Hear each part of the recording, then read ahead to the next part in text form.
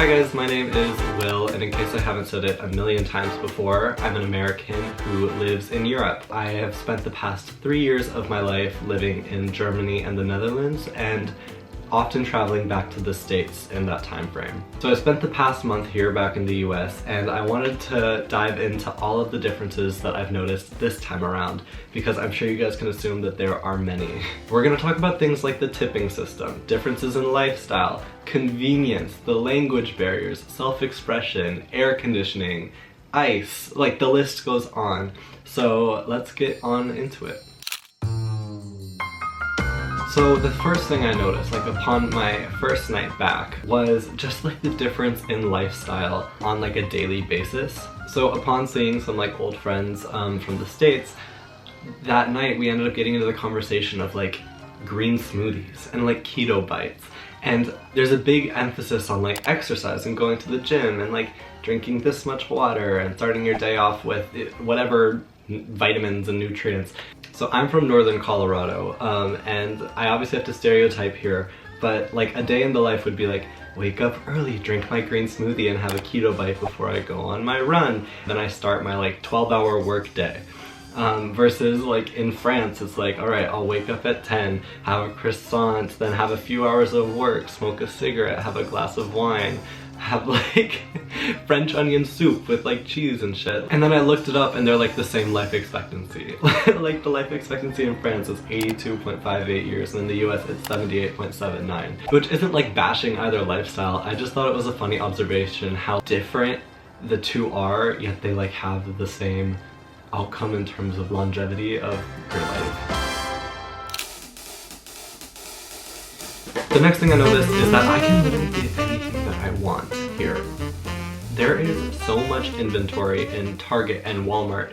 You can order stuff on the Target app that's then delivered to your car when you pull up. Or there's like home delivery services for food. There's DoorDash, Uber Eats, Grubhub, Postmates, Deliver.com. There's so many. If I want like fries at 4 in the morning, it could literally be there at like 4:20 or 4:30. Last week we drove from southern Wisconsin to northern Wisconsin to see family, and I was like, oh my god, what am I gonna do for 7 hours in the car? And I wanted to order a book, so I went on Amazon and I searched Call Me By Your Name. It was 9 p.m. on a Wednesday night. You know what time the book arrived? 7 in the morning that Thursday, and we were off by 9. Also, I was looking on Apple for a new phone the other day, and it said 2-hour delivery. 2 hours. So I could press a button on my phone right now, and a little past the time I'm done filming this video, it could be here. Moving on.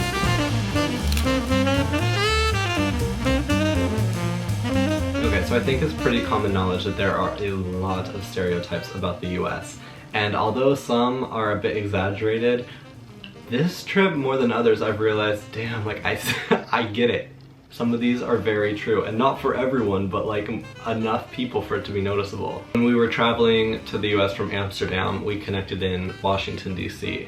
And the flight from Amsterdam to DC was, you know, mostly Dutch people or international people, majority from Europe. When we got to the flight from DC to Denver, the family behind us was like this southern family with a huge bag of fast food, and like all 40 of their children also had their like fries and like sticky chicken fingers. Like the entire plane just smelled like fast food the entire time. So yeah, there was that experience, which is funny. And then going through my hometown, it's like on one stretch of the road there's like 10 or 15 fast food joints. Driving down the street we have Arby's, Chili's, Noodles and Company, Starbucks, Chick-fil-A, Subway, Wendy's, KFC, Taco Bell. Okay, you guys get it. And it is like, why do we have so much? Like, that's the question. Why is there so much? And to briefly continue on the topic of food, there is so much ice here. I remember when I first moved to Germany and I'd go out to eat and I'd get like a glass of room temperature water. I was like, what is this? This is an abomination. But you know, after 3 years you get used to it, and now it's the opposite, where I go back to the States and I'm shocked when I order a water and it's like 90% ice and 10% water. Like the Starbucks tactic, but it's like nationwide. Nationwide, right? The US is a nation. I think so.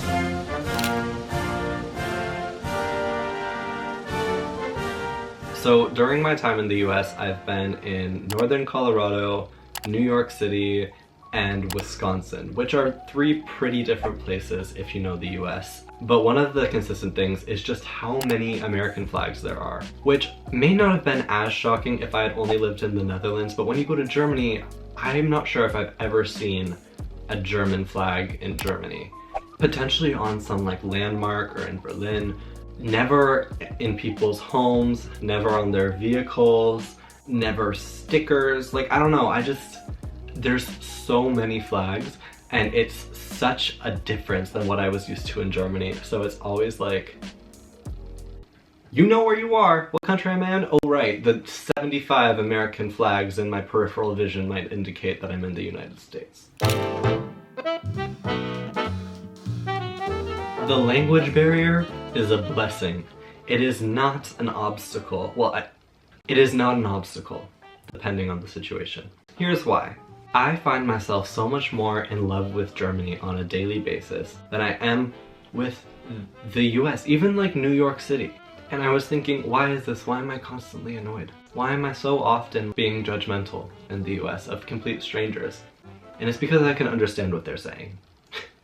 I consider myself to be a proficient German speaker, but I do have to actively try to encode the information into my brain when speaking German. So when I'm just walking down the street and people are having conversations around me in German, I'm not registering it as information. In English, I can't help it. So if someone's talking about something that's going to irritate me, I have to hear it. I have no choice. I can't flip the switch off. If I'm like in line to get a coffee, or even just like walking down the street in New York, you can imagine people on the phones, people arguing, people only utilizing one brain cell before they craft a comment on a very prominent issue. So sometimes it is nice just to not understand what people are saying, you know? And talking about the English language actually provides me with a perfect segue into how within the English language words can differ. So when I go to see my friends when I'm back in the US, oftentimes we'll grab coffee, but instead of inviting me to get coffee, they'll say, you want to go to a coffee shop? Pretty much worldwide, a coffee shop means a cafe, right? A place where you go get coffee, but not in the Netherlands. For those of you who aren't aware, a coffee shop in the Netherlands means a place where you go smoke some ganja. So, what do people call weed? Slang words. Weed. Pot, reefer, grass, dope, ganja, Mary Jane, hash. You smoke weed. Which I still obviously know what they're saying, but it does take me like 5 seconds of lag time because at first I'm like, what are you asking me? And then I'm like, oh right, not the same thing here.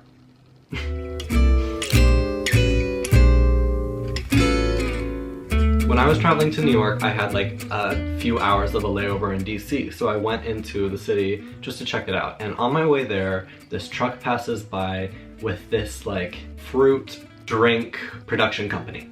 And across the entire canvas of this huge truck, it says, made with 13% real fruit. And I just started to think about the difference in advertisements, because you see a lot of that. 33.33% actual juice kills 14.8% of chemicals. And I just thought it was funny because, again, to compare it to like the French stereotypes, in France it would be like, the finest berries picked from the finest orchard in all of France, you know? My reference point for my French accent is ratatouille, so let's go easy on me, alright? So I've talked a bit about the tipping system before and how it's expected that you'll tip a server or anyone who gives you like really good service because they're not getting paid enough by their employer. But there is another update about this topic that I have yet to tell you guys. I've not seen this on the past trips I've taken to the US, and it's everywhere now. It's this new little tip machine. It's like a little square screen. It's not servers. It's not people who wait on you at a table and spend like at least half an hour providing you with lovely service. It's like workers at like cafes or Or at like the Verizon store. For an example, I'll go and I'll order my coffee and it's maybe a 1-minute exchange. And then I pay, you know, $5 for my coffee, and then the screen turns around and it's like, would you like to tip? And the options are like 30%, 40%, or 50%. So if I tip the lowest percent, it's 30% of 5, I'd be tipping $1.50 for a $5 coffee.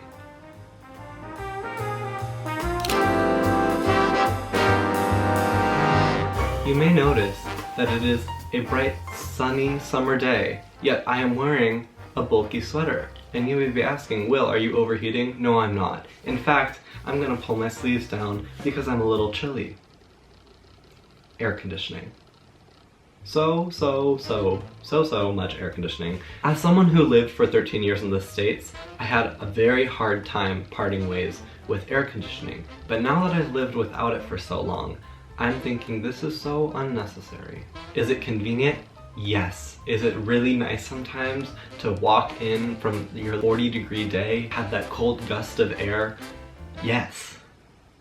But for so many reasons, like, we don't need it. The environment isn't thanking us. We just don't need it this much and on such a like regular basis. But that's essentially reverse culture shock every single time I walk into a building because I'm not expecting it. In fact, my mom was telling me that oftentimes when her European friends will like travel to the US or Canada or like Singapore or other places that have a lot of air conditioning, they'll claim to feel like sick from the air conditioning. So not to turn this into a conspiracy theory video, but like, do you feel sick when the aircon is on? Comment down below. I'm actually very curious. If you know someone with this experience, it would be interesting. It would be interesting to talk about. If you guys have seen the past couple of my videos in New York and then the like collections of moments from summer video, you will have seen my cousin Morgan, you know, the one with the orange hair. And she brought to my attention that most places and definitely the cities in the US are car-centric, meaning the infrastructure was designed for cars to get around easier than pedestrians. Even cities like Chicago with advanced public transport system for the US are still car-centric because of like the huge roads. And I was thinking about this in New York when I was or in DC, oh my god. In DC, I'd get to a stoplight every block and I'd press the little button that tells you how long you have until you can cross, which I also think is a US thing, by the way. I haven't seen one of those counter downers in the EU. But it will start at like 140 seconds. So I'll be waiting there for like 2.5 minutes, just and then I walk another block and guess what? There it is again. Yeah, these car-centric cities are very different than like Amsterdam. Even though Amsterdam has a lot of bikes and stuff, which makes it kind of hard to get around, it's still, the infrastructure is definitely not built for cars, and it's a lot easier for a pedestrian to get around in Amsterdam than it is someone driving a car. But I thought that was really interesting, and it's something that I haven't heard a lot of people talk about. I've heard people talk about the public transport system and people driving cars. It's always interesting to notice that how the infrastructure was built around that. Or maybe we're just geeks. That could also be a possibility. And the final topic I want to talk about today is self-expression in fashion, because I find myself very influenced by my environment in terms of appearance and even the ways that I act sometimes. So I feel that I dress quite differently when I'm here, or I buy different types of clothes or jewelry. Not too dramatically, but my kind of perspective on what looks good on me is shifted a bit. For an example, in the Netherlands, I feel like people take a very different and more kind of free approach in terms of using their body as like a canvas, decorating themselves with tattoos and like multiple piercings and dyeing their hair different colors. While here it's like a bit scandalous to wear like leather pants. But I remember after being in Amsterdam for a little while, I wanted like a triple nose piercing because I was like, that looks so sick. And I was like, maybe I should shave my head. I won't. But then here, like when I was in New York obviously has a very prominent style that I was kind of trying to fit into. Or when I'm back in my hometown, like I'm not sure if I would wear this in the Netherlands. So anyway, I wanted to make a video that wasn't just highlighting the most prominent differences between the US and Europe in my experience, but rather the ones that I noticed this time around and some of maybe the smaller, quirkier differences, and I hope that you guys enjoyed listening to them. So yeah, on that note, I'm off to Europe. I'll see you guys next time. Ciao.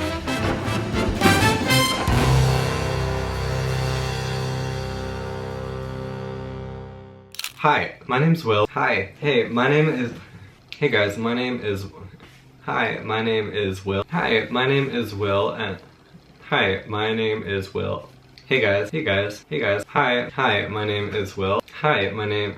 What's up guys, my name is Will, and in case I haven't said it a million times before, I'm an American expat.